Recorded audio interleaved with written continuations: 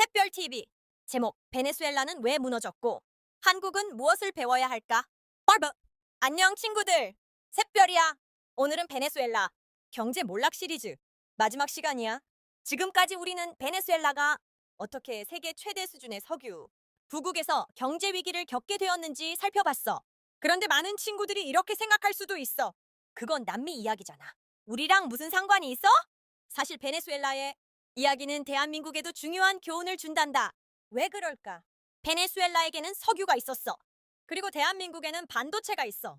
물론 석유와 반도체는 완전히 다른 산업이야.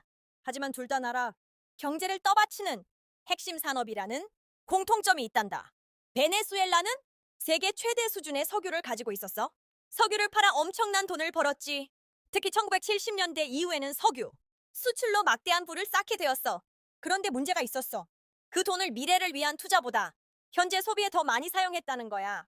복지를 늘리고 보조금을 지급하고 국민들에게 혜택을 나누어 주는데 많은 돈을 사용했어. 처음에는 모두가 행복해 보였어. 하지만 그동안 제조업은 성장하지 못했고 농업도 약해졌고 새로운 산업도 충분히 발전하지 못했단다. 결국 유가가 떨어지자 나라 전체가 흔들리기 시작했어. 반면 대한민국은 조금 다른 길을 걸어왔어. 대한민국은 석유도 많지 않고 천연가스도 많지 않고 큰 광물 자원도 많지 않아. 그래서 사람들은 공부했고 기업들은 공장을 세웠고 새로운 기술을 개발했어. 그 결과 대한민국은 세계적인 반도체 강국이 되었단다. 오늘날 삼성전자와 SK하이닉스는 세계 반도체 시장을 이끌고 있어. 특히 인공지능 시대가 시작되면서 한국의 반도체는 더욱 중요한 산업이 되었어. 그런데 여기서 중요한 질문이 있어. 반도체 산업이 벌어들이는 돈은 어디에 사용되어야 할까? 경제학자들은 중요한 원칙을 이야기해. 바로 생산과 투자야. 기업은 물건을 만들고 이익을 얻어. 그리고 그 이익으로 새로운 기술을 연구하고 새 공장을 짓고 더 좋은 제품을 개발하지. 이 과정을 재투자라고 해. 반도체 산업은 특히 재투자가 중요해. 오늘 세계 1위 기업이라도 투자를 멈추면 몇 년 뒤에는 뒤처질 수 있거든. 그래서 오늘의 이익은 미래, 경쟁력을 만드는 씨앗과 같단다. 지금 세계는 반도체 경쟁을 벌이고 있어.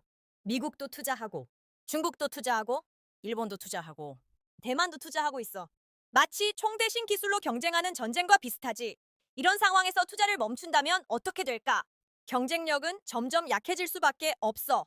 베네수엘라가 보여준 가장 큰 교훈도 바로 여기에 있어. 국가가 얻은 부를 어떻게 사용하는가가 미래를 결정한다는 거야. 당장의 소비만 중요하게 생각하면 미래가 약해질 수 있어. 반대로 미래를 위한 투자에 집중하면 더 큰 성장을 만들 수 있단다.